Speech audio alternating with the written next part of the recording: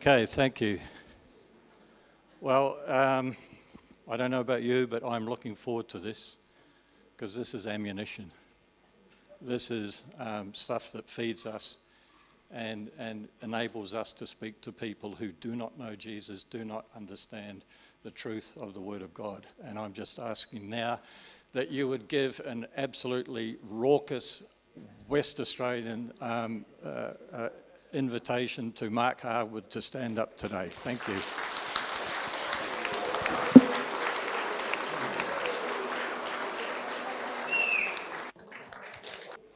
I think to believe that we are in fact cosmic accidents is actually unreasonable, and I don't believe that the observable evidence is consistent with it at all. See, the Bible tells us that, in the Psalms it says, "I praise you because I am fearfully and wonderfully made. Your works are wonderful. I know that full well." Now, I have an Australian translation of the Bible, and the last phrase actually says, "It's flipping obvious." So much so that mankind is without excuse. All we have to do is look at the world around us and all the evidence points to the existence of a creator God. We have to deliberately disbelieve. But that's what's happening in our culture today.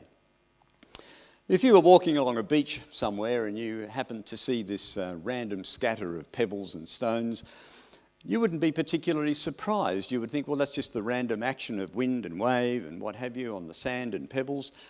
But what if you're walking along and you saw this? Would you think the same? Well, no, you would recognise straight away that there's been an intervention of an external intelligent agent to arrange those pebbles in the shape of a face. And how do you know that there was an external agent? How do you know intelligence was involved in this? Well, it complies with a predetermined code. It's a face. We recognise that. 2 eyes, nose, mouth, and so on. Now, it is possible, statistically, that you could arrange those pebbles in that order, but incredibly unlikely. But the fact is that it's arranged in a particular code, which you recognise is a dead giveaway of the presence of intelligence. In fact, the whole of the discipline of archaeology depends upon our ability to recognise the involvement of an intelligence. So an archaeologist finds a figurine like this, he doesn't think, wow, isn't it amazing what weathering has done to this piece of rock? You know, he recognises that someone has been involved. And if you were in South Dakota and you chanced upon this structure on Mount Rushmore, you wouldn't be amazed at the erosive action of wind and sand and what have you. You would know immediately that there's been an intelligent agent involved. So when we look at a vase of flowers, we know that the vase was made. And yet we're told in our culture that the flowers, which are vastly more complex because they come from plants which enable them to reproduce, they just came about by chance. So what do we do with this whole issue? You know, it's set up in our culture as a conflict between science and faith. And that makes it very intimidating because science has accomplished amazing things, hasn't it? We put men on the moon, we make amazing gadgets which sometimes work, like my little tablet down here, which is supposed to link to my laptop, is consistently refusing to do so. So there you go. But I want to share with you that this is really not a conflict between science and faith at all. In fact, I want to share this quote from a gentleman called Professor Richard Lewontin, who said, "We take the side of science, that's evolutionary science, in spite of the patent absurdity of some of its constructs, because we have a prior commitment, a commitment to materialism." So he's giving away what the background belief is. And he goes on and says, "Moreover, that materialism is absolute, for we cannot allow a divine foot into the door." So it's not faith versus faith, it's a conflict of two different faiths. So on the one hand, we have a belief system in our culture that there is no God, and therefore we have to explain the existence of the entire universe in purely natural terms. There's no other choice. Everything must have happened naturally because there's no supernatural. On the other hand, the Bible tells us right at the beginning, in the beginning God, And we start with that assumption and we can construct an explanatory framework for this universe we live in. But these two worldviews or models are radically different. One starts by assuming there is no God, the other by assuming there is a creator God. And naturally you get very, very different outcomes. So if you begin with the assumption there's no God, that's actually atheism. So the evolutionary story that we are taught in science is actually atheism. It's the religion of atheism.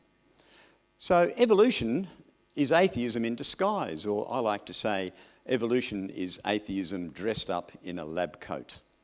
So it comes with the authority of the establishment. Now, who's going to take on the scientific establishment, for heaven's sake? So it becomes very formidable. Well, the evolutionists actually recognise that evolution is a religion, at least the honest ones do. Professor Michael Roos, professor of philosophy, he says evolution is promoted by its practitioners as more than mere science. Evolution is promulgated as an ideology, a secular religion, a full-fledged alternative to Christianity with meaning and morality. Evolution is a religion. This was true of evolution in the beginning, and it is true of evolution still today. So friends, if you're in any doubt at all, I hope you now are not. Evolution is atheism in disguise.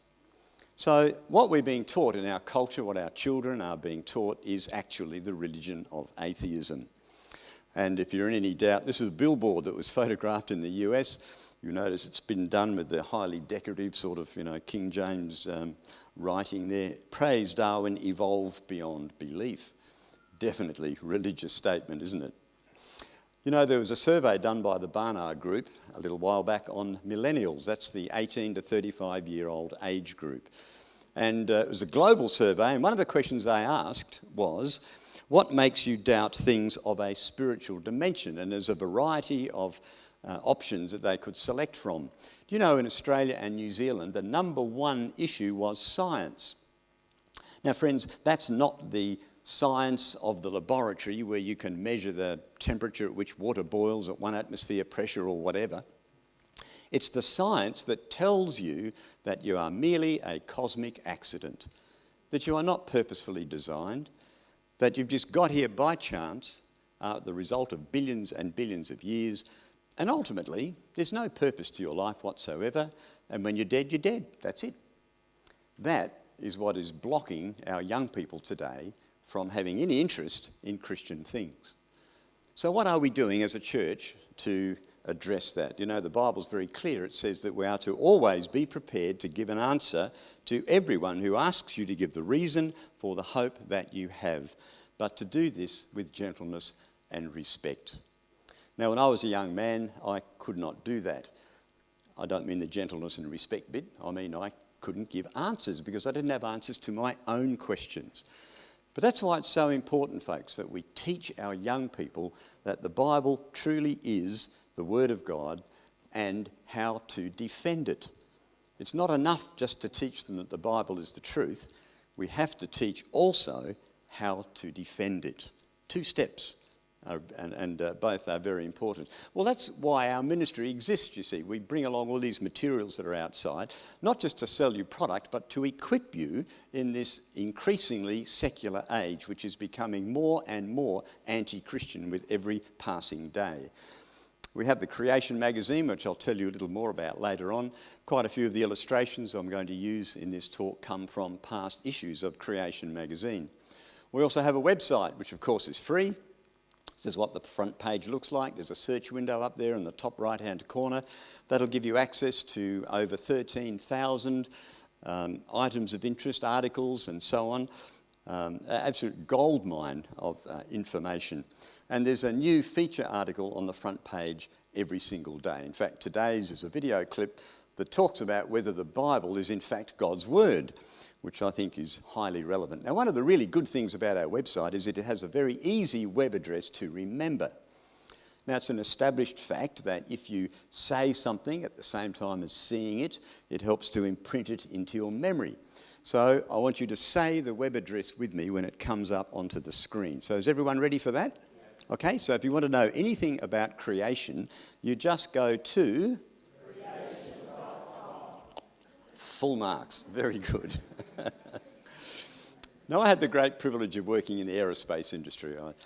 My degrees were in science and engineering. I was involved in the design of the satellites themselves. And I was very, very blessed in my career.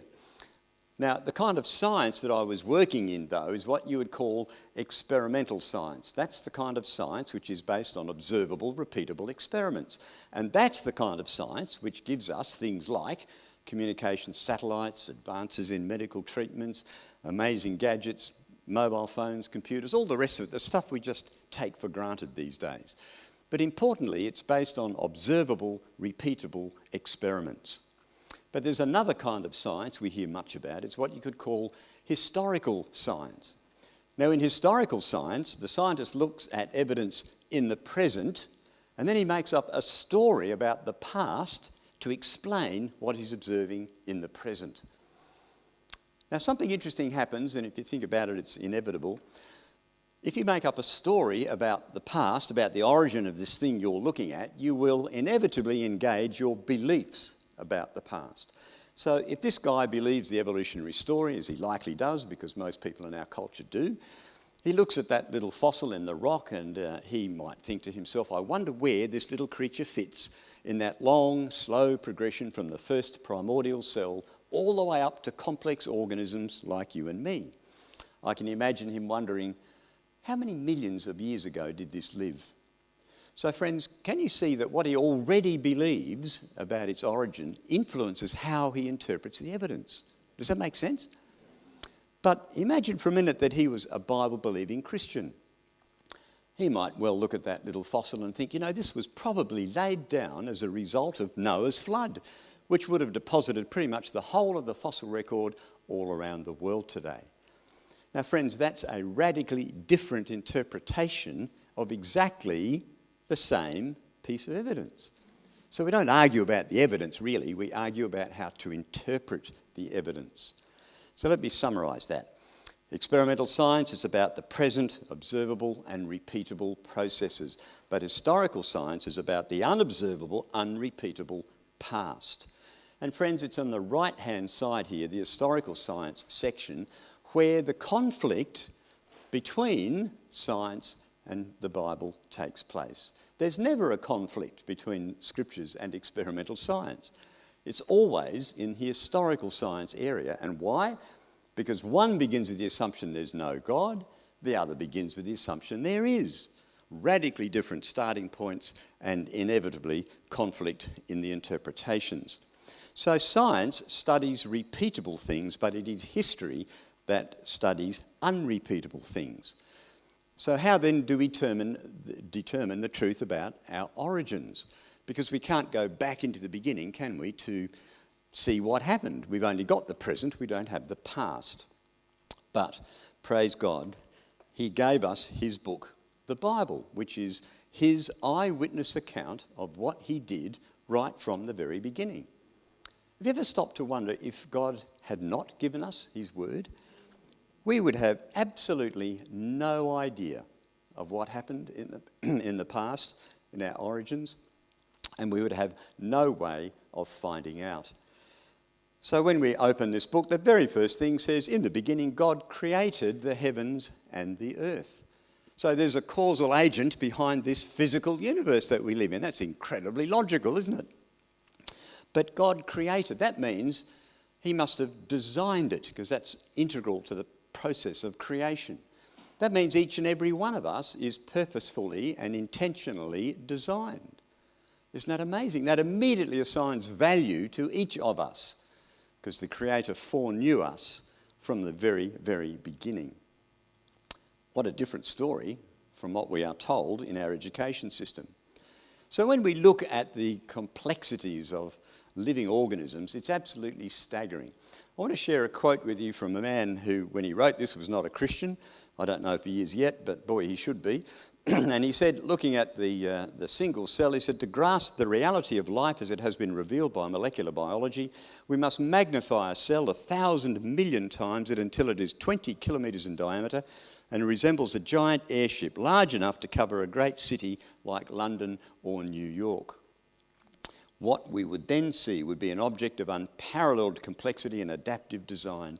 We would find ourselves in a world of supreme technology and bewildering complexity. So if you could enlarge that cell to be the size of a city like Perth, then you would find an amazing array of intricate machinery, all operating under the control of a computer program written on the DNA. And one of the little machines in there is a little guy called a motor kinesin. And he's like the postal delivery service inside the cell. So when the cell manufactures proteins that have to be taken to different parts of the cell, this little guy steps in and delivers them. So based on some various clever imaging technology, people have got a fair idea what it actually looks like and how it operates. So have a look at this little guy, the motor kinesin.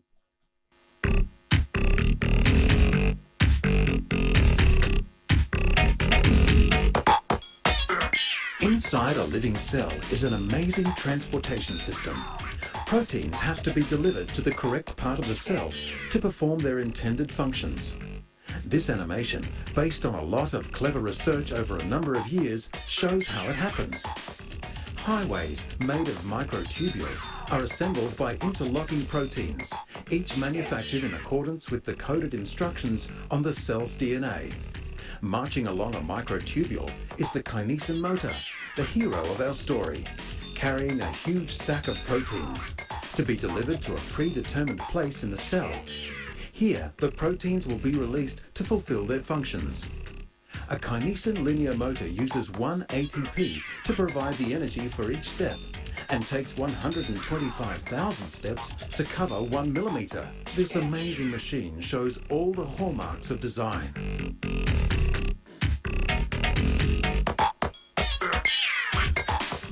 An amazing little gadget, eh? Just walks along and delivers it. Now, I'm not too sure about the little dance at the end, but extraordinary. Professor Paul Davies is an Australian scientist, not a Christian, says, nobody knows how a mixture of lifeless chemicals spontaneously organise themselves into the first living cell. How did stupid atoms spontaneously write their own software? See, it's bad enough to have the cells or the molecules and what have you accidentally combine themselves to make that little linear kinesin mode, but it has to know where to go and how soon and when and all the other aspects to it. And that requires programmed control. Now, all of that information in a computer program has to be written down. So if you want to make something complex, you need plans. Like this building, for instance, is a result of plans. It didn't happen because there was an explosion in a brick pit somewhere, right? It was deliberately designed. People brought the raw materials here and it was constructed. So information also specifies living things. Now, if you wanted to make a single-celled bacterium, you can imagine writing down all the instructions to assemble it. It would probably fill a large book, say 500 pages or something.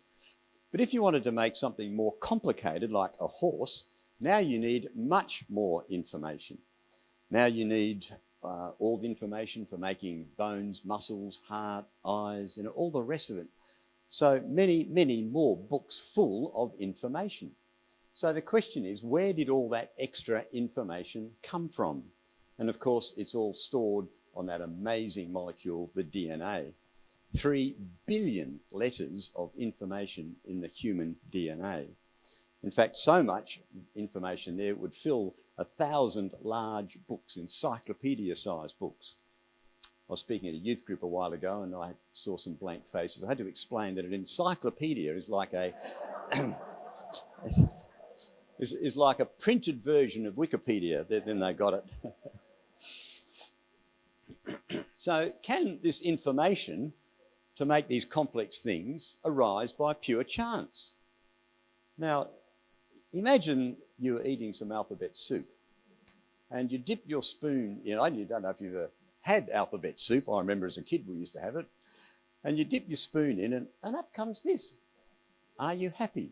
Now, would you be surprised? Now, what is the chance of those handful of simple letters arranging themselves in a coherent way like that?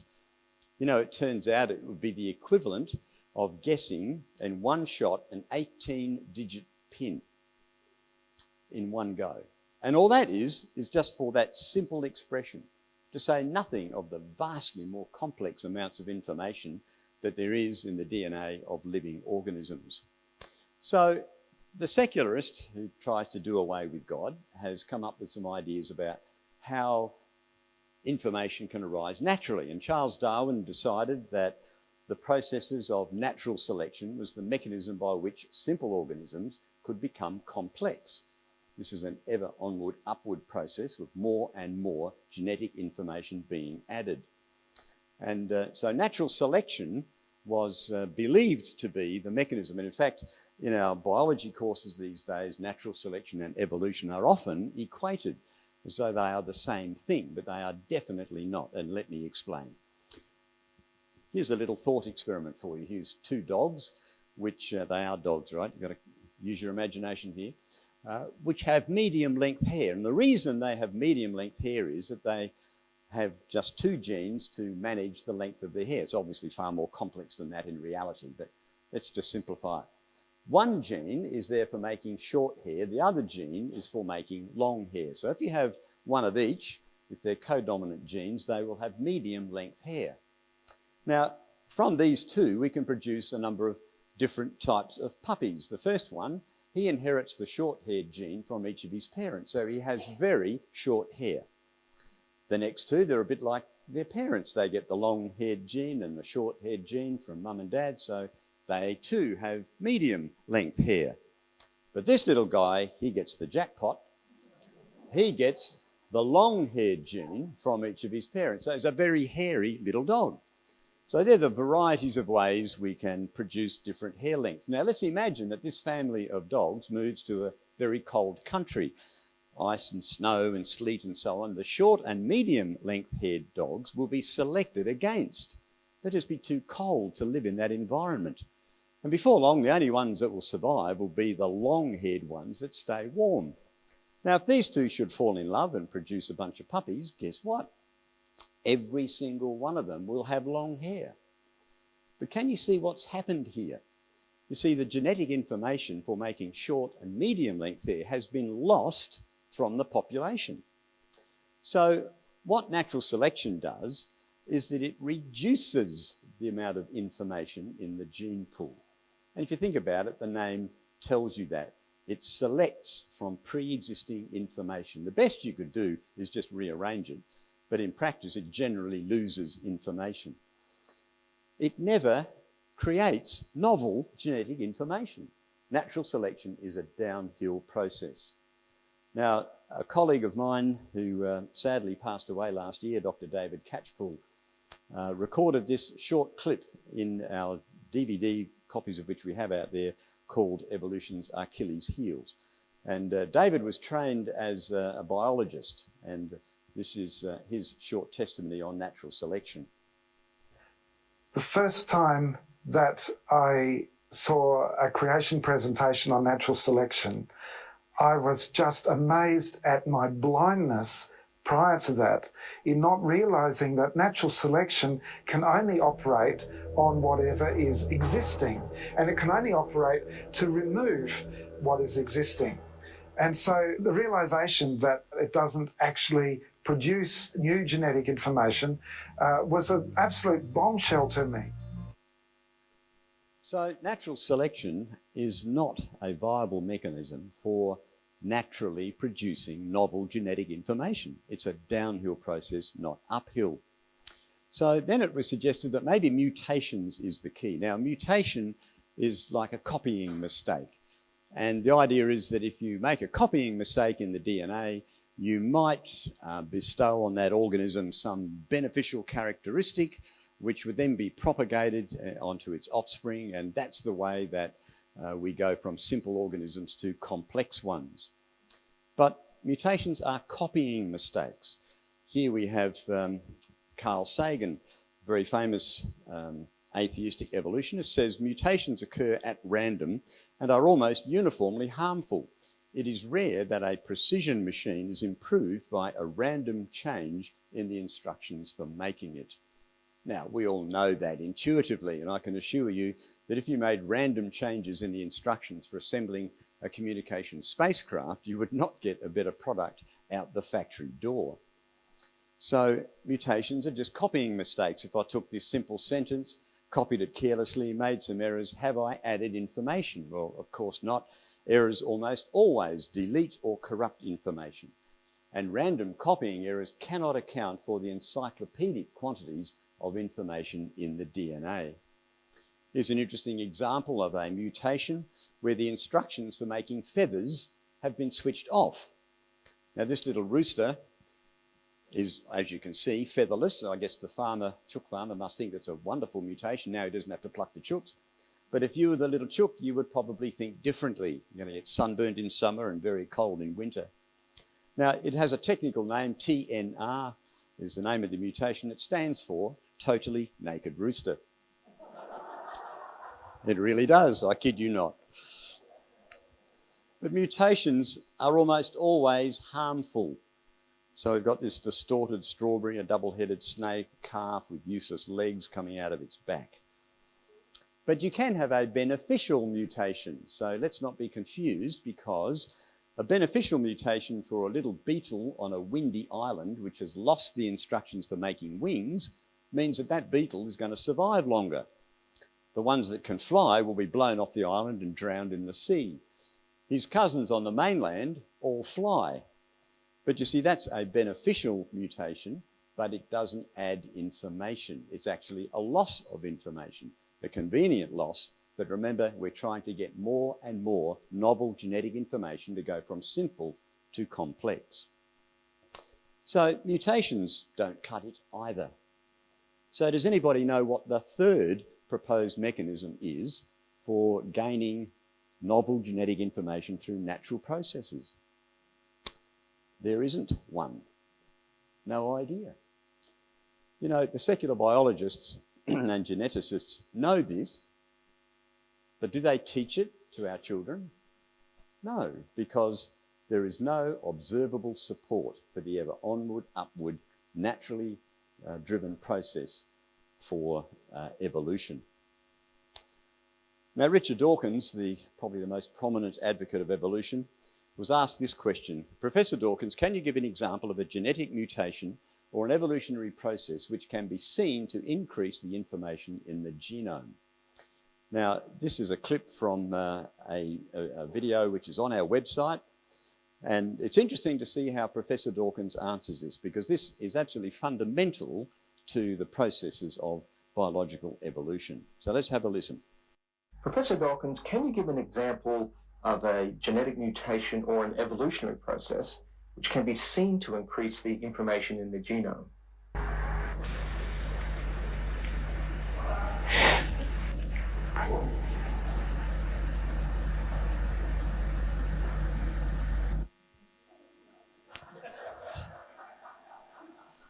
Well, friends, I think that silence is eloquent. It was actually a bit worse than that. It went on a bit longer. He asked for the cameras to be stopped, which they were. He then came back on and answered a question other than what was asked. And you can see that in A Frog to a Prince. Professor Dawkins was asked, has evolution been observed? And he said, well, evolution's been observed. It's just that it hasn't been observed while it's happening. Now, in fairness to Professor Dawkins, though, what he means is the processes are so slow that in one lifetime you won't see it. But even that isn't true, because you'll see headlines repeatedly where scientists are amazed at how rapidly creatures have adapted to a changing environment. So, Professor Paul Davies again, there is no known law of physics able to create information from nothing. Folks, the mere fact that there is so much information in the DNA to make you and me and every other person, every person that has lived, every person that will live, all speaks of the mind of the designer. There is no random chance here at all. We are purposefully and intentionally created by God. Well, then there was an attempt back in the 50s to try and manufacture through natural processes the building blocks of life, amino acids. And it was thought that if you could get all the bricks and the bits and pieces, then at least that's a first step forward. So these two guys, Miller and Urey, conducted an experiment. It's a fairly complicated one. It had an atmosphere of methane, ammonia and hydrogen, but interestingly no oxygen. It was believed that there would have been no oxygen in the early Earth's atmosphere. That's a view, by the way, not held now. But the problem is, you see, that oxygen would prevent the formation of an amino acid, and also it would destroy any that did form. But the problem is no oxygen means there would be no ozone layer in the Earth's atmosphere, and that means that ultraviolet would be able to penetrate deep onto the Earth's surface, and ultraviolet is destructive to amino acids. So they were kind of between a rock and a hard place. They also needed some special apparatus to extract the products. Well, did they produce evidence of amino acids? Well, in fact, they did, but in very tiny traces. They were grossly contaminated, and they had a property called racemic. That is, there was an equal mix of right and left-handed amino acids. Now, what that means is this, that the amino acids, these are the building blocks of proteins, come 50% of them right-handed and 50% of them left-handed. They have the same physical, chemical properties, but structurally they are mirror images of one another. But you know, the amazing thing is that all the amino acids that are in the cells in your body are all left-handed. There are no right-handed ones at all. Let's say you wanted to make a protein that consisted of 300 amino acids. It'd be the equivalent of throwing a coin and getting heads 300 times in a row. Now, I don't know about you, but after about 5 shots, I'd be very suspicious and want to have a look at that coin, wouldn't you? You see, it's completely, in fact, improbable and impossible. So here we have the scientist sitting in his laboratory with lots of complex equipment around him and equations on the board there, and he thinks to himself, if I can just synthesize life here, then I'll have proven that no intelligence was necessary to form it in the beginning. Now, young people, we've got some young people here today. This is an experiment that you must not do at home, all right? So I hope you're paying attention. Here we have a hapless green tree frog, which has leapt into a blender.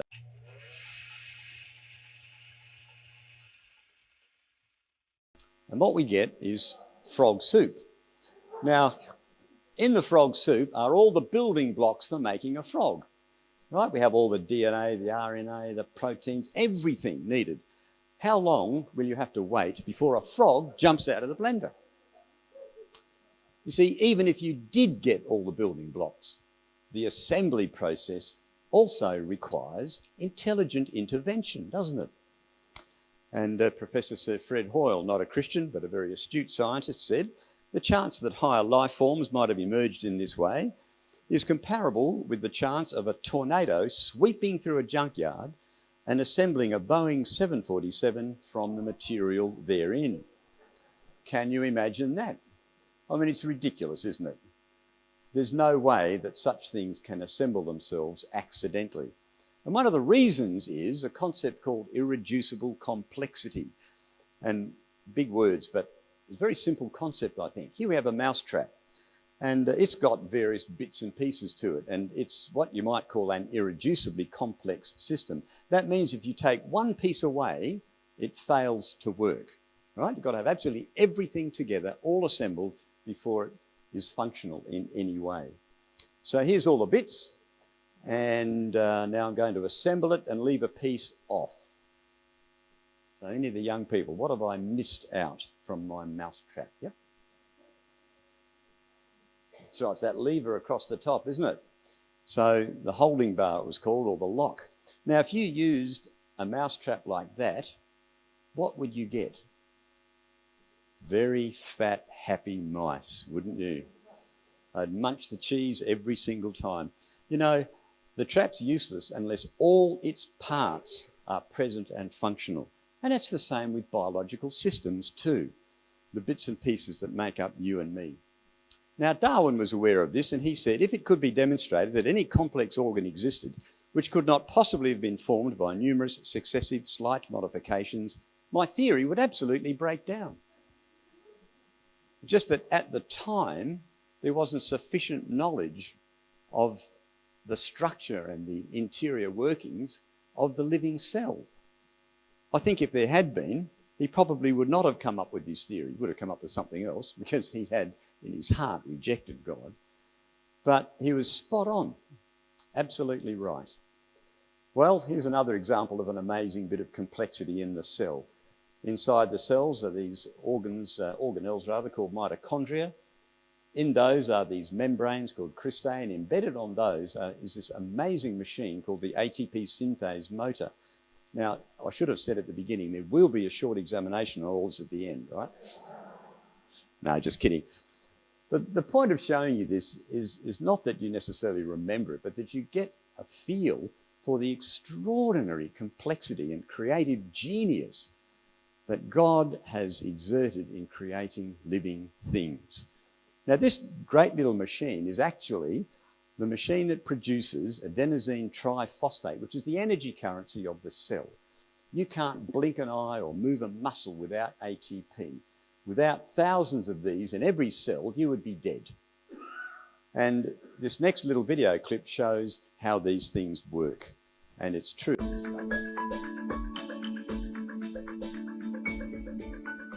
This animated sequence shows the ATP synthase enzyme in operation. The animation is based on an incredible series of scientific discoveries. Only the colours show artistic license. ATP, or adenosine triphosphate, is the energy currency of the cell. ATP is produced by a tiny molecular rotary motor, rotating at up to 7,000 RPM. These are so small that 100,000 would fit side by side in a millimetre. A current of protons drives the motor, unlike man-made electric motors which use electrons. This portion of the enzyme is where adenosine diphosphate is combined with a phosphate ion in the presence of a catalyst to produce ATP, which is then released, making way for the next cycle. A top view of the enzyme shows the sequential operation. Almost every biochemical process in your body requires ATP. Such a nanomachine exhibits all the characteristics of super-intelligent design. ATP is vital for life, and many of these motors were needed before the first living cell could exist. An evolutionary impossibility.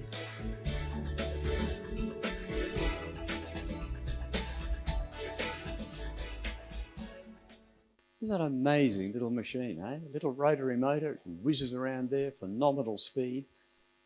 And there's thousands of them in your body, probably millions. And without them, you would be dead. So what's the chance of life evolving randomly from lifeless chemicals? Because that's what the secularist believes must have happened. They have no choice. They've got to get from molecules to living organisms.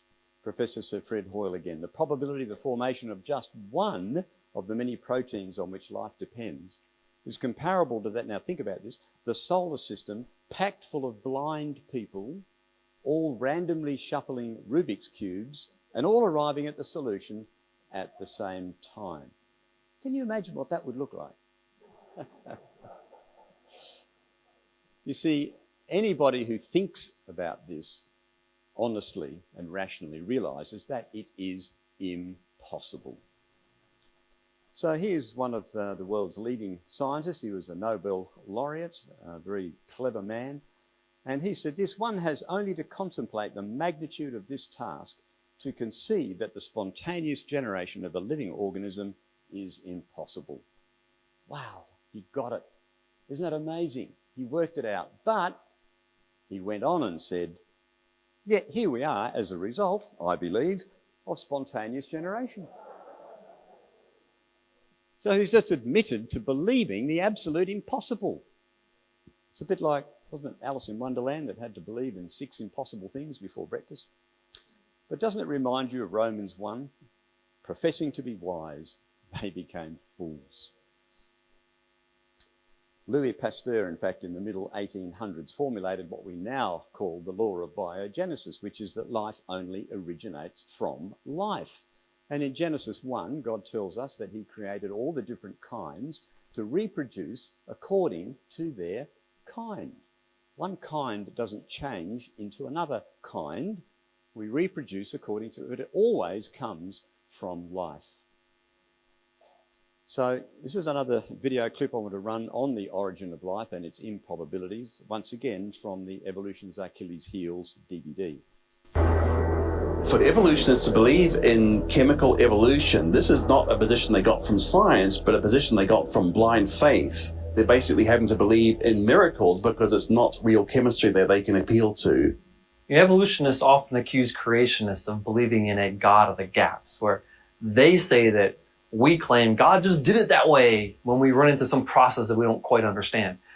But very often when faced with an unanswerable question, a problem like the origin of life, evolutionists invoke their own Darwin of the gaps. See, everything we know about the laws of chemistry, about genetics and statistics and information theory argues against any life from non-life idea. But an evolutionist must believe that scientific laws are violated for life to arise from non-living chemicals. That sounds like faith to me. I think one of the biggest challenges for evolution is the origin of the first life. Life supposedly coming forth from a chemical soup. Scientists have had decades to reproduce this in a laboratory, but they haven't been able to do that, despite all the time they've had, despite all the great equipment. And I think that's tremendous evidence that life can't evolve from a chemical soup. Just a rerun of the cartoon. Sorry about that. Many evolutionists admit that life from non-living chemicals is a huge problem for life on Earth. So they've resorted to the idea that maybe life came from outside the Earth, and this is called panspermia. Now, there are two versions of this one. One is undirected, which just says that chemical evolution happened somewhere and life was naturally seeded onto Earth somehow.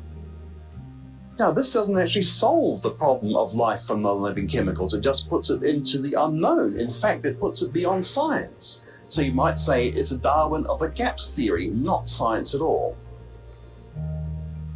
Another idea is called directed panspermia, where you have intelligent aliens seeding life from outer space onto Earth. Francis Crick, the primary discoverer of DNA, is one of those scientists who realized it can't happen spontaneously. So he, like other scientists, are imagining that intelligent life from outer space brought life to Earth, and they find that more credible than the idea of spontaneous origin of life.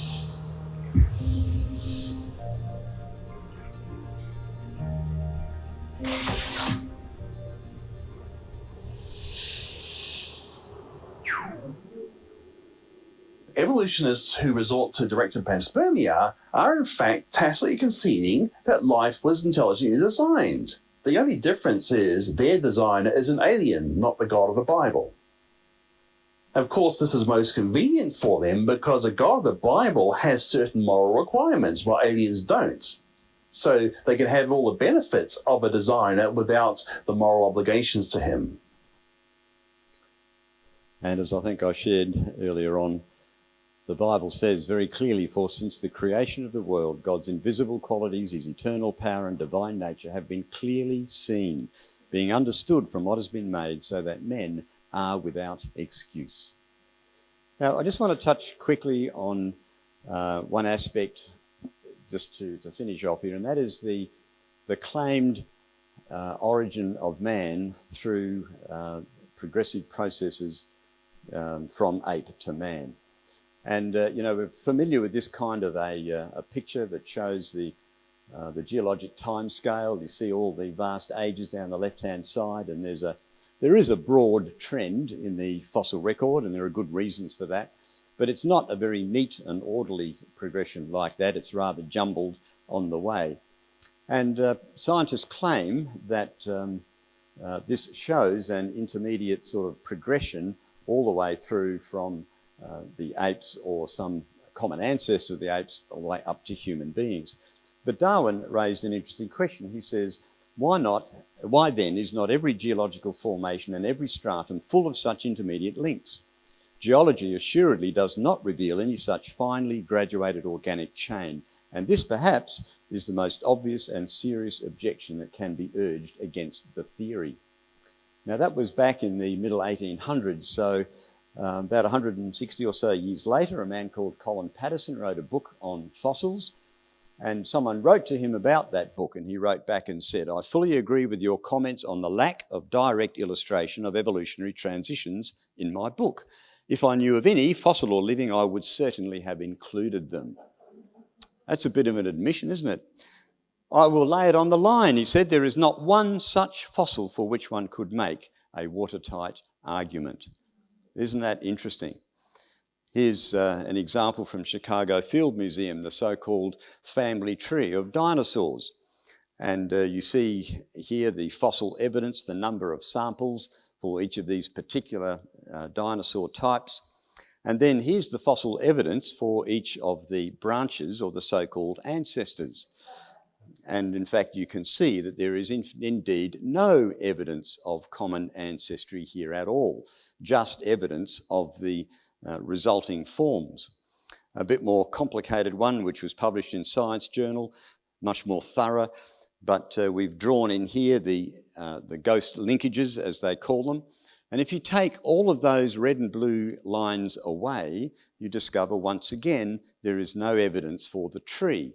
All there is evidence for the particular types of dinosaur. No ancestry evidence there at all. I like this quote: "Now evidence is the substance of fossils hoped for, the evidence of links not seen."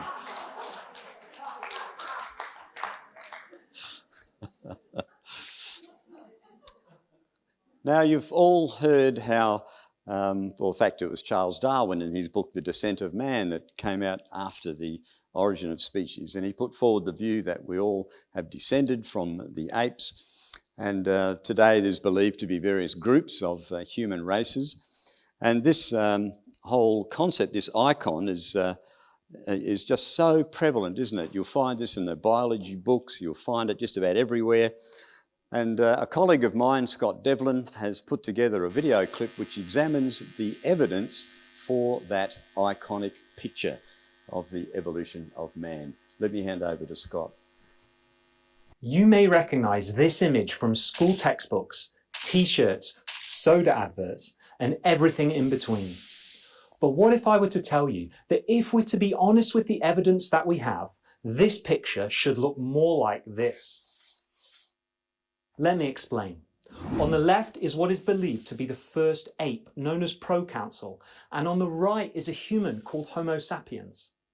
But what scientific evidence is there for everything else in this image? The transitional species. Let's find out. We'll start with Homo neanderthalensis. You might know him as Neanderthal man. Recent discoveries have shown that Neanderthal man made and wore jewelry, played instruments, used tools, and wore makeup. We've even found that his brain was the same or slightly larger than the average human living today. In other words, Neanderthal man was actually just a man. What about Homo erectus? Recent discoveries have shown that Homo erectus made tools, engaged in artwork, spoke intelligent language, and made and sailed boats.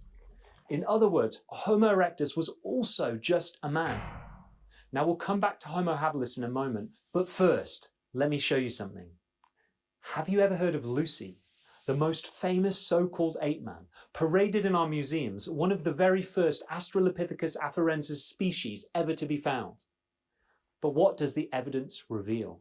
She had a skull that was sloped and ape-like, nothing like human skulls, fingers that were curved, not at all like human fingers, toes that were curved, not at all like human toes, wrists that had the ability to lock for knuckle walking, and a knee structure that was compatible with life in trees.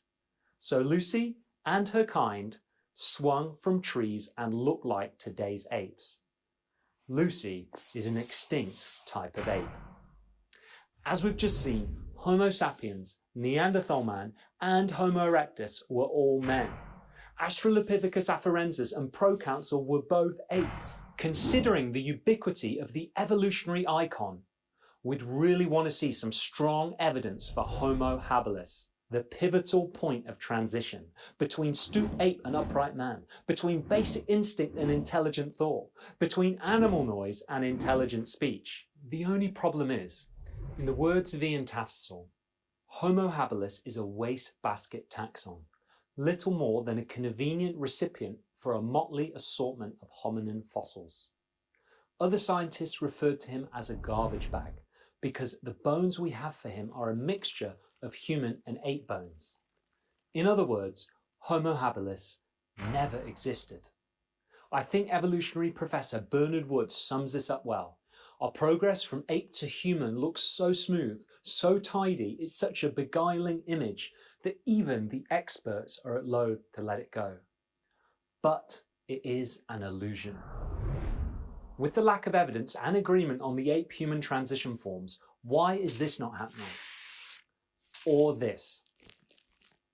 And is a better explanation that man and apes have always coexisted and reproduced according to their own kind, as stated in Genesis 1. It's a very compelling clip that really sums up well, doesn't it? You know, there's a lot of bias in how these intermediate forms are reconstructed.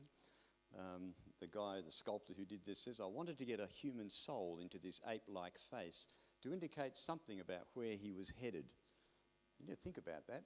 Evolution has no predetermined destination, right? But why does it look slightly human? Well, apes don't have whites in their eyes, so he's made it look like a human face. Actually, that's not entirely true. They have a very small amount, but nowhere near as much as what human beings do. But then you would have heard that we are 98% the same as chimpanzees in our DNA, which therefore must prove that we have a common ancestor. But is it true that we share a common ancestor? You know, we have 50% the same DNA as a banana. But that doesn't make us half a banana. I think, in fact, that similarities are actually evidence of a common designer, not a common ancestor. Now, let's say the 2% was actually true. That would represent 60 million base pairs or letters of information. You know, there's a thing called the waiting time problem. It's been analysed that it would take 84 million years to get just 2 base pairs lined up together. And yet we're supposed to have separated from our common ancestor with chimps just 7 million years ago. Human evolution is an impossible story. Now, this myth of the 2% difference is known to be a myth in evolutionary circles, but they don't do anything about trying to eradicate it from the popular press or from our science textbooks and so on. I want to play this next short clip. It's actually from a secular website aimed at teaching kids about genetics, and they explain where the 2% comes from. When researchers sat down to compare the chimp and human genomes, those single-letter differences were easy to tally, but the big mismatch sections weren't. For example, if a genetic paragraph, thousands of letters long, appears twice in a human scroll, but only once in its chimp counterpart, should that second human copy count as thousands of changes, or just one? And what about identical paragraphs that appear in both genomes, but in different places, or in reverse order, or broken up into pieces? Rather than monkey around with these difficult questions, the researchers simply excluded all the large mismatch sections, a whopping 1.3 billion letters in all, and performed a letter-by-letter comparison on the remaining 2.4 billion, which turned out to be 98.77% identical. So, yes, we share 99% of our DNA with chimps if we ignore 18% of their genome and 25% of ours. Wow. I think that is quite disingenuous, isn't it?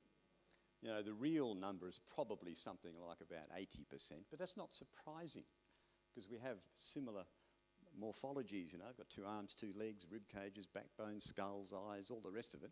All of that would represent similar assembly instructions.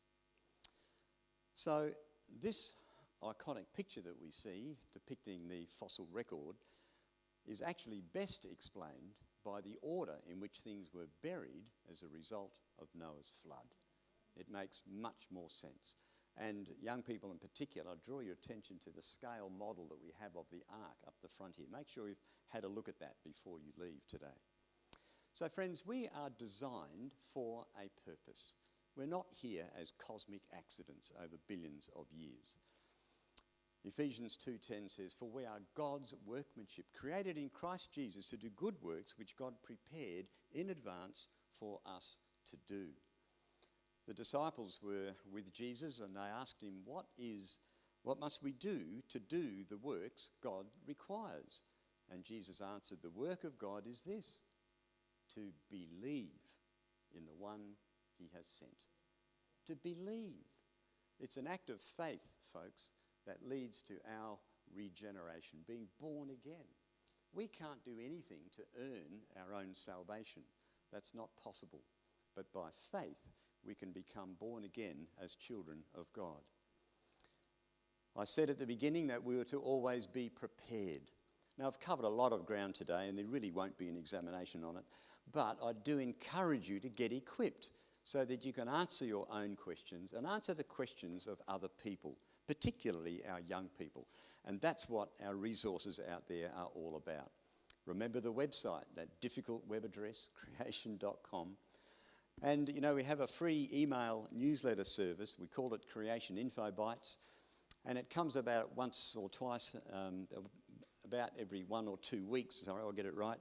And provides you links to encouraging articles, lets you know if there's something happening in your area. And if you haven't subscribed already, I encourage you to do so. And your first email will give you access to a free video download. Now, outside there, you'll find a form that looks like this. Just put your name and email address on it. And if you put your postcode there, then we can let you know if something's happening in your area. And you're probably thinking, oh no, not another email. But I do encourage you to get hold of it because this is a great way to stay plugged in to what's happening in this all-important debate. Now, I mentioned the Creation magazine earlier on. It's a wonderful resource written for lay people. You don't have to be a scientist to understand it. You get 4 issues every year, and you can subscribe for 1 or 3 years. You know, we get so many testimonies from people whose lives have been impacted by Creation magazine. If you give us your email address, by the way, then you can get a digital subscription for the magazine, which means you can share it with up to 5 other devices with every single issue. A great way, grandparents, to give the magazine to your grandchildren or parents to your children. Here's a great testimony. Thank you so much for this much-needed magazine. The information empowers Christians to share the gospel. And I have to say, if you know that you stand on the rock-solid truth of God's word, that is so empowering when you're dealing with people who may have never heard the gospel message before, or who may trot out things like, yeah, but doesn't evolution prove that God doesn't exist? You can deliver them a confident answer that leads them, hopefully, into a relationship with the Lord. So outside you'll find a form. It looks like this. Our helpers will direct you there. Just fill out the details and so on. If you subscribe for 3 years, you will get a $15 voucher which you can use on any of the materials outside. And a great way to spend your $15 is on the Creation Answers book. I've got a copy down here. Just a little book. It has 20 short chapters that address the most asked questions that Christians and non-Christians alike have. Things like, how do I know there's a God? What about carbon-14 dating? And the classic question, where did Cain get his wife? We've bundled that book up into a little intro pack, we call it, with a DVD and also another little booklet refuting evolution. That's priced at 2/3 the normal price. So it's like buying 2 of those things and getting 1 for free. If you know young people who are entering senior high school years or university, a great little booklet, The Creation Survival Guide, how to graduate with your faith intact. How important it is. As I said earlier on, it's not sufficient just to teach our young people that the Bible is true. We have to teach them how to defend that position. This is a fabulous new book just released, Titans of the Earth, Sea and Air, which I highly recommend. And there's the Genesis Academy, a great resource for Bible study groups and so on, a series of 12 short DVDs with a free study guide, which is available from our website. And lots of videos which you can access at creation.com. So let me try and just wrap all of this up. There are 2 histories of death. The evolutionary story tells us that death and suffering has been in the world for millions and millions of years. In fact, death is the agency of creation. How ironic is that? But the Bible, says it's the other way around, doesn't it? It says it was Adam's actions in the garden when he rebelled against God that brought suffering and death into an otherwise very good creation. And friends, that's why Paul in 1 Corinthians 15 writes, "For as in Adam all die, even so in Christ shall all be made alive." You see, the whole of our redemption depends upon the fact that Adam brought death into the world. God didn't create the world full of suffering and death. God is a good God. His goodness is unswerving. There's no shadow in it at all. He didn't create suffering and death. That's the result of our rebellion. But he did everything possible to rescue us from the mess that we are in by sending his son Jesus. So friends, when we proclaim Jesus to this lost and dying world, remember, number one, he is the creator of the universe, who came to this earth to be the perfect sinless sacrifice for your and my sin. He paid the price that we could not pay so that we could go free. What an amazing message the gospel message is. He's seated right now at the right hand of God the Father, interceding for each and every one of us. He's the bridegroom seated at that wedding feast to which we have all been invited. So friends, thank you so much for your attention this morning, and let me hand back now to Pastor Stuart.